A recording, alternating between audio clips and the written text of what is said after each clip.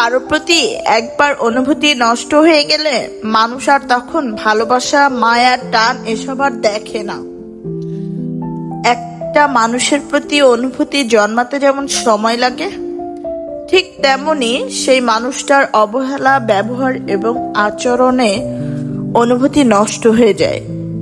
প্রচন্ড ভালোবাসা পাওয়ার পরেও যারা অবহেলা করে, যাদের স্বভাবে মিথ্যা এবং লুকোচুরি লুকিয়ে থাকে, তাদের প্রতি অনুভূতি কখনোই একই রকম থাকে না। অনুভূতি এমন একটা জিনিস যেটা যত্ন না নিলে নষ্ট হয়ে যায়। মানুষ তার মন এবং অনুভূতির ব্যাপারে একদমই চাপ নিতে পারে না। মানুষ যেখানে যত্ন পায়, সম্মান এবং গুরুত্ব পায়, ভালোবাসা এবং আদর পায়, সেখানেই নিজেকে রাখতে চায়। আর যেখানে নিজের আত্মত্যাগ এবং ভালোবাসার বিনিময়ে শুধুই অবহেলা পায়, অসম্মান পায়, সেখানে একটা সময় পর গিয়ে থেকে যাওয়ার আগ্রহ হারিয়ে ফেলে।